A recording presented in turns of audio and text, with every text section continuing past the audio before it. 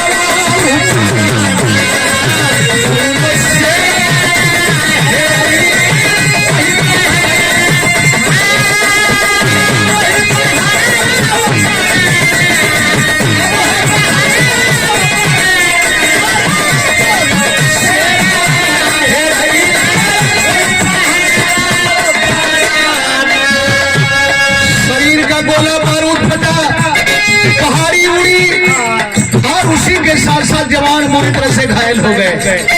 घायल होकर के हुआ क्या?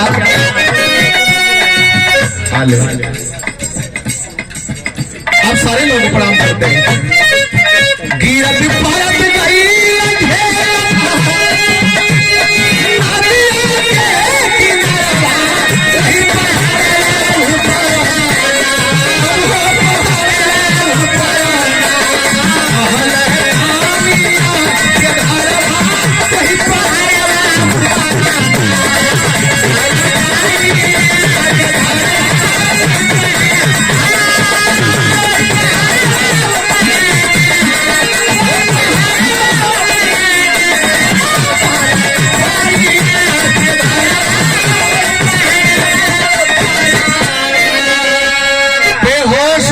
चोटिल होकर के झेलम नदी के तेज बहाव में गिर पड़े। अगर बेहोश नहीं हुए होते तो शायद पानी पी करके डूब करके मर जाते, लेकिन अच्छा संजोग रहा और तेज बहाव में बहते बहते बहते बहते बहुत दूर निकल गए।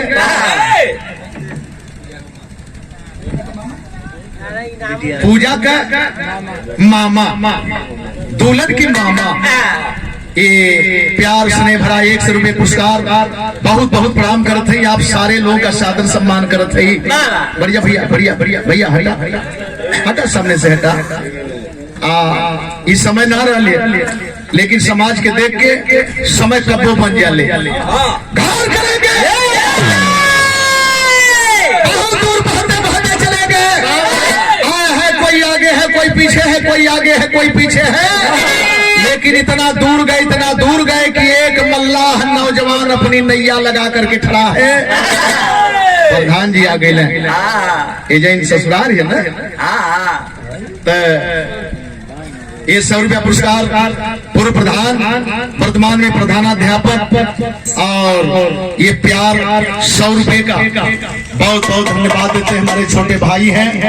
यह त्याग, यह तपस्या, यह समर्पण मंजिल तक पहुंचाता है।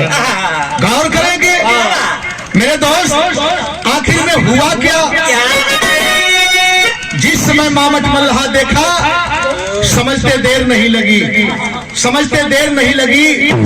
ये फौजी हो सकते हैं, ये वर्दी में फौजी हो सकते हैं, लेकिन इनको देखा जाए आखिरकार इस पोजीशन में एजेन एक दादा वाली लग गई लादा।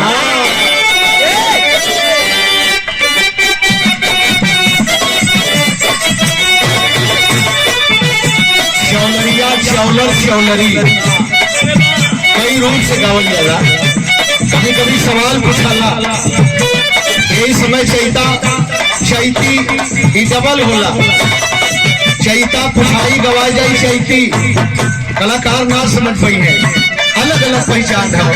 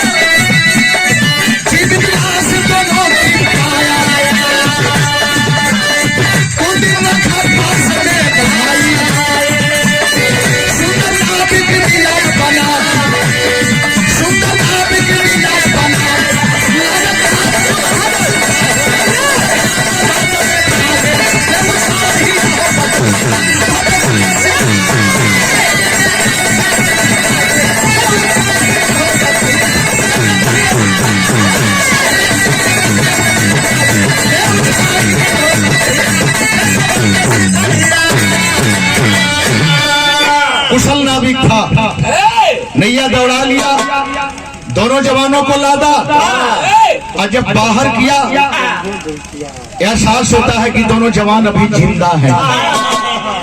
प्राइवेट नर्सिंग होम में ले गया, दवा वगैरह होने के बाद जब दोनों जवान स्वस्थ हो गए, मृदास आए हैं, उठ करके देखना चाहते हैं हम कहाँ हैं। मामट मल्ला ऐसे इशारा करके बोला बिल्कुल बोलने का नहीं, पहले चलो बाहर। और जब दोनों जवानों को बाहर लेके गया तो बोला जानते हो कहाँ हो, तुम भारतीय फौजी हो ना बहादुर, जानते हो कहाँ हो? अरे पाकिस्तान दूर है, तुम्हारा भारत भी दूर है, चीन के बॉर्डर पर हो बहादुरों। लेकिन एक बात सुनो, मैं सौदागर हूँ मछली का, मछली मारने का धंधा करता हूँ। अगर जिंदगी जीना चाहते हो तो मेरी बात मानो, अगर जीना चाहते हो तो मेरी बात मानो। जानते हो कैसे? मछली मेरे साथ मरवा करके मेरा सहयोग रहा, पैसा नहीं देंगे, खर्चा दे देंगे, कपड़ा दे देंगे।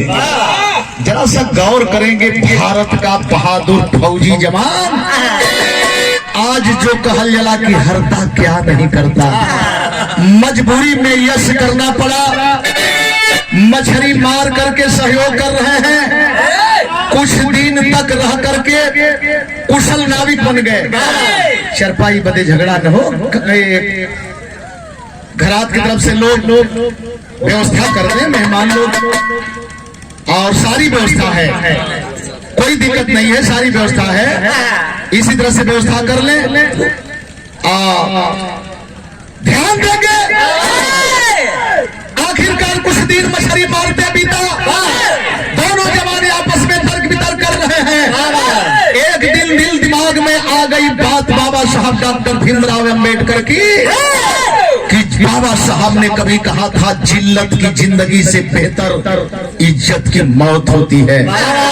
यार हम भारतीय फौजी हैं और हमको एक मछुआरा बंधक बना के रखा है।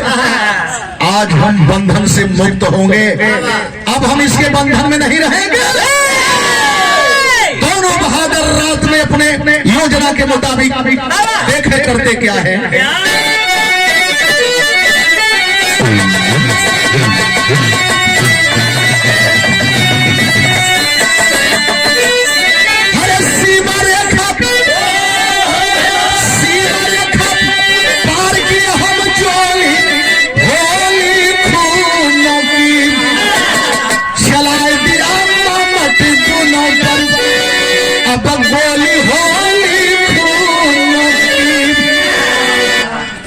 नैया खोले जब मामट नींद में खर्राटा भरने लगा, तो नैया खोले दोनों बहादुर सरहद को पार किए।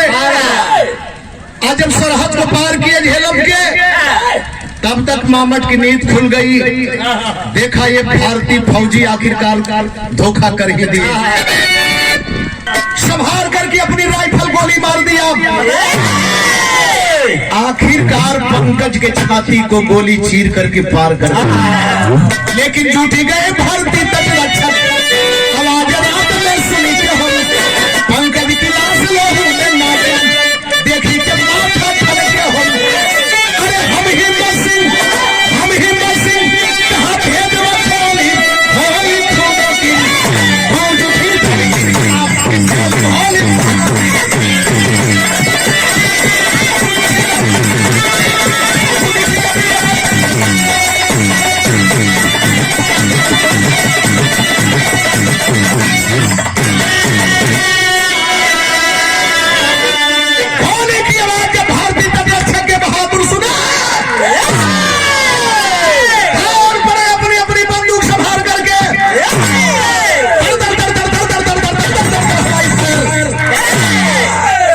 मामट मल्ला कुशल चालक था।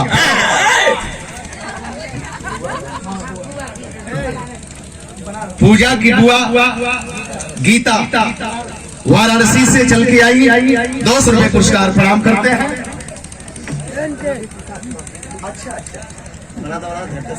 सही बात है, सही बात है। हमसे छोटी है, अपना वो धर्म निभा रही है। हमारे रवि बाबू की आप धर्म पत्नी है, तो बहना को बहुत बहुत धन्यवाद। 100 रुपया पुरस्कार। इस इलाके के लोग या बारात के लोग सबके अंदर भाव है भाई। हम ऋणी हैं आप लोगों के। आखिरकार हमारे देश के जवान शुरू किए तो मामट मल्हा अपनी नैया बढ़ाया, फरार हो गया, बच निकला मामट। कुशल चालक था मामट, निकल गया। लेकिन अपने जवानों को देख करके हिम्मत सिंह जब देखा जवानों को, तो हिम्मत सिंह की हिम्मत बढ़ गई, बोला जय हिंद। जवान सुने जय हिंद, चारों तरफ से घेर लेते हैं। और जब हकीकत का पता चला, बाबू का तमाम लूला हरकेश बाबू जी। अच्छा, तो ये माखनपुर कि लूलापुर माखनपुर सदर जहां। हाँ, हम जानत है नहुआ, लेकिन हमारे ये भ्रम में रह गला कि लूलापुर में जाल जा कि माखनपुर में जाल जा कि सदर जहां में जाल जा। हाँ, बाहर प्रेम 100 रुपया पुरस्कार चांसल करते हैं, प्रणाम करते हैं। लेकिन बात वही का जवान देखे और जब पहचान में आ गए कि ये तो भारतीय जवान है। आए है पंकज को उठा करके गाड़ी पर हॉस्पिटल ले जाना चाहते हैं, तब तक पंकज की सांस टूट गई।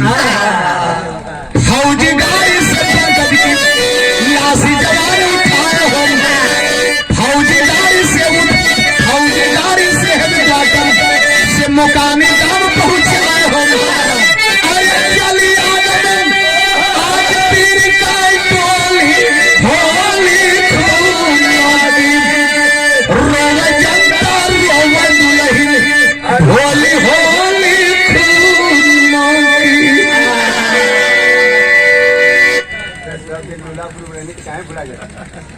मलिकार पूजा बिटिया के पापा, ये 500 रुपया पुरस्कार।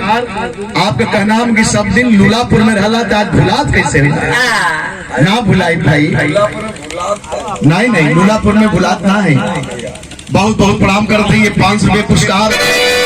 गौर करेंगे, गाड़ी में लाश उठाई गई, हेडक्वार्टर से मंजूसे में तिरंगा झंडा में लपेट करके देखे मुकामी गांव लोग लाए। तो नई नवेली है मेरे दोस्त, कैसे दिन बीती हो। जवान आए, चीता पर लाश रखी गई, लोग सलामी लिए, मुखाग्नि लगाई गई। और जब चीता जल कर राख हो गया मेरे दोस्त, तो जवान फिर फौजी गाड़ी में तैयार होते हैं वापस के लिए। चल गया, वापस के लिए चलते हैं, उधमपुर स्टेशन के करीब में पहुंचते हैं। गौर करेंगे, वही एकाएक दिमाग में बात याद आई। हिम्मत सिंह बोला, साथियों हमारा घर यहाँ से कुछ ही दूर है, प्लीज हमको यहीं पर छोड़ दिया जाए, हम अपने घर को चले जाएंगे।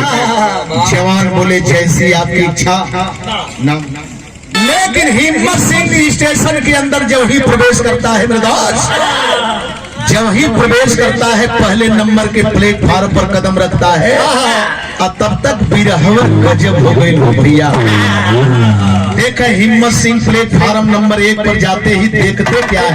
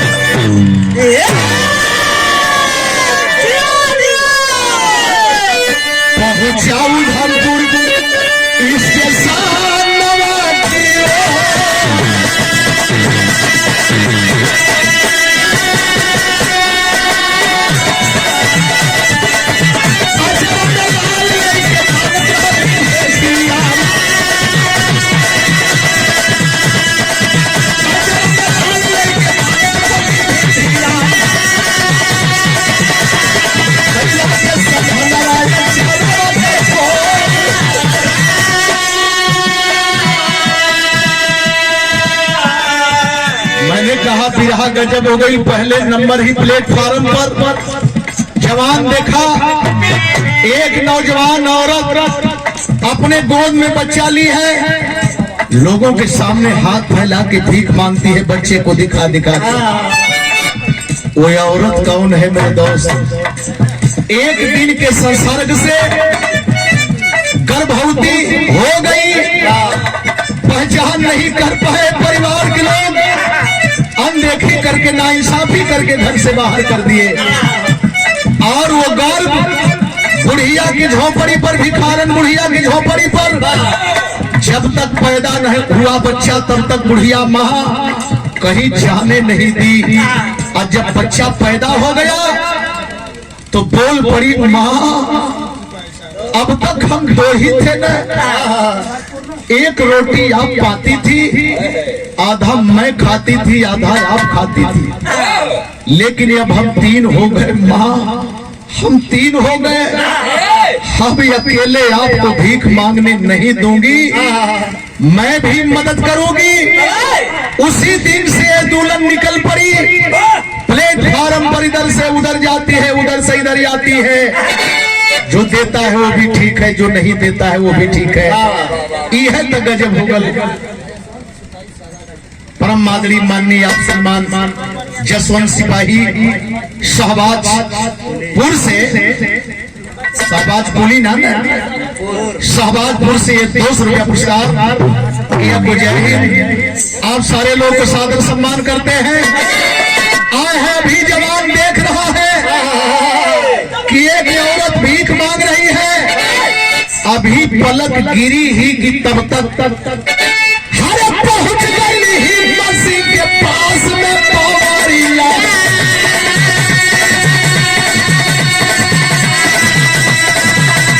तेजा कुछ बाबू कई हथौड़ा के चोर, तेजा कुछ बाबू कई हथौड़ा के चोर।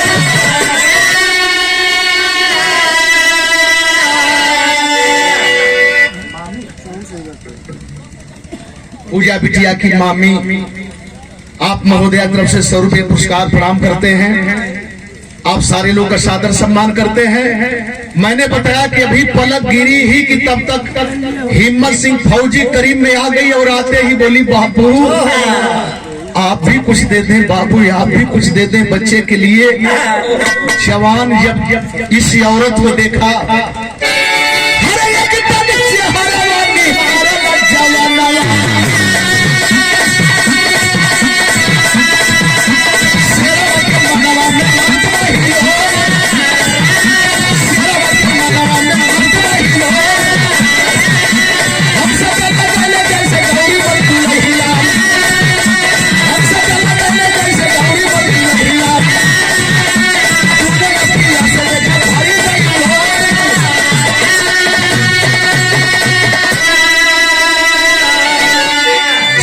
कही बाबू आप भी दे दे कुछ बच्चे के लिए। आंखें फाड़ फाड़ के देख रहा है नीचे ऊपर, मने मने ज्वार भाटा फट रहा है, अंदर दिल में ज्वार भाटा फट रहा है। यही सोच रहा है कि एकदम हमारे गौरी मती लगत, एकदम गौरी मती लगत। अब तब तक डांट करके बोल पड़ा, रे सुंदरी, इतना हसीन चेहरा, इतनी सुंदर शरीर, भीख मांगते समय शर्म नहीं लगती? कैसा है गद्दार रे इस बच्चे का बाप, अनमोल हीरा पैदा करने को कर दिया और वो कमीना इस बच्चे को ढाल बना करके भीख मंगवाता है तुमसे। कलश बाबू, बच्चा के मत कुछ कहा बाबू, बच्चा के मत कुछ कहा साहब। हरे ये नहीं कि पाए कि हम भीख मांगत है। पहली निशानी देख गईले, फिर वापस ना अइले साहेब। अगर ये ना रहल होता तो कहिया इस शरीर गंवा दिले होती बाबू। बच्चा के बाप के कभी ना कला ना साहब, बच्चा के बाप के कमीना मत कहिया बाप, कमीना मत कहिया रे रतिया भर कर रहल। हम उनके देखली, वो हमके देखले, हम उनसे बोलली, वो हमसे बतियौले। सवेरे जब जाए लगल न बाबू, जब तोहरा ही मतीन वर्दी पहन के जाए लगल न, हरे तोहरी ऐसा लागे हमरे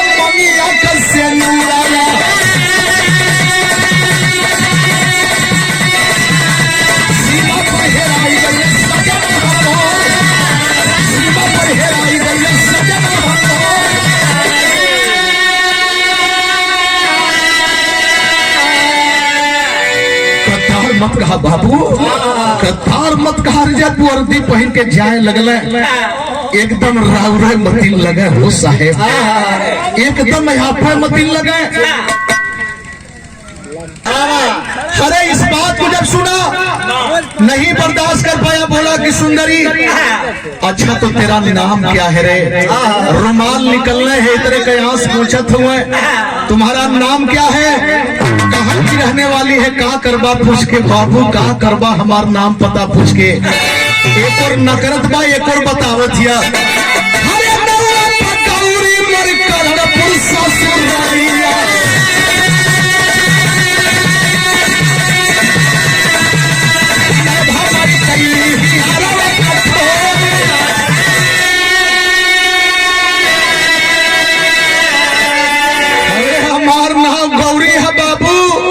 हमार कर्णपुर ससुरारिया महू कोनो खानदान के बेटी है।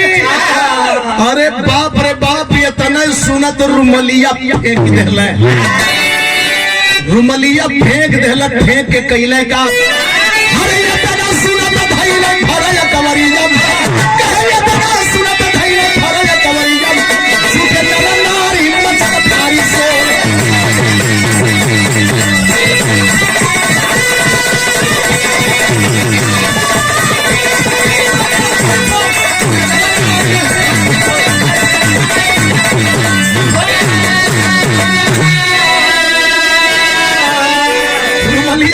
अखबार में दबा कहला गौरी, अरे गौरी मैं जिंदा हूँ रे गौरी, मैं हिम्मत सिंह जिंदा हूँ।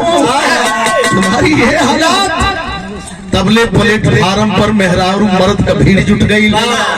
दुकानदार अपन अपन दुकान छोड़ के दौड़ल, एक और रोवत हो, एक और अपनी बतियावत हो। का कहत रहल गल है न कि भिखारी मती ना लगत, भिखारी ना है एक तो मंगहू का सहूर ना। आखिरकार बात पर्दा पे आई गई, बात पर्दा पे आ गई। यह सब कहत हुए, चर्चा करत रोवत हुए, इनसे कुछ लोग आवाज दे दिले। कैसे आवाज दिले?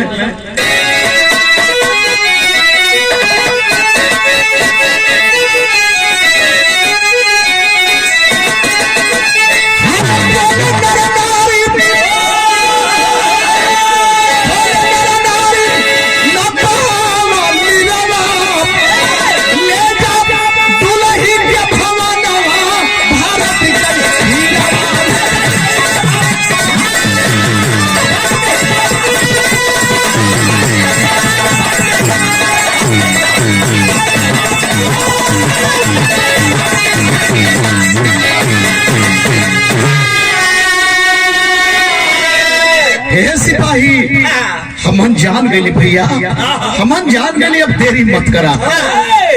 फूलचंद भैया हमरे भाला खुर्द से बड़ा सहयोग रहा, लुधियाना पंजाब की धरती पर गवावे में बहुत बहुत प्रणाम करत है।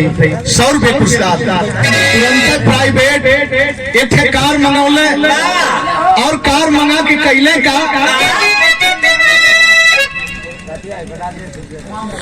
गुड़कुड़ा पिछली बस्ती से रामदास भैया, ये 50 पुरस्कार, बहुत बहुत प्रणाम करते हैं। गाड़ी में बैठाए और बैठा कर किए क्या, अरे बीबी और बच्चा लेके आई भवन जाके माई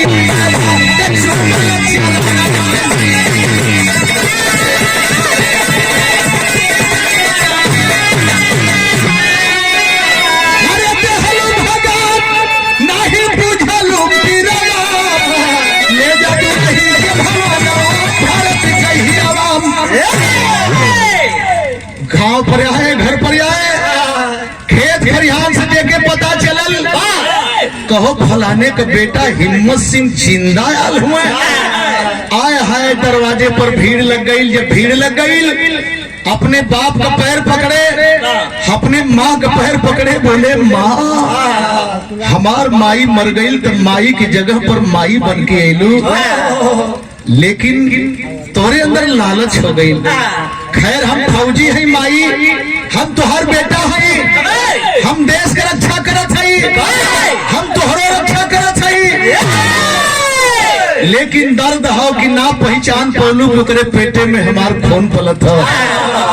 तोहसे बढ़िया तो भिखारन मतारी निकलल, तोहसे बढ़िया भिखारन मतारी अगर ना रहल हो तो आज हम बीबी बच्चन के अपने न पाई। तुरंत कहला कि लाज जात है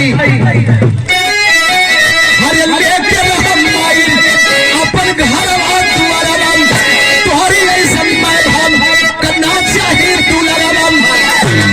गाड़ी घुमाया, उधमपुर स्टेशन पर जवान पहुंचा, बुढ़िया भिखारन के आसियाने पर गया और दौड़ करके जाके दोनों पैर पकड़ ले, कहला माई आज के बाद तुम भीख नहीं मांगोगी, तुम्हारा एक बेटा फौजी है माँ, तुम्हारे पास एक बहू है, एक पोता है, गाड़ी में बैठो माँ, गाड़ी में बैठो, आज के बाद भीख का काम बंद माँ। गाड़ी में बैठा करके बहादुर फौजी लेके चल दिया। कहाँ गया?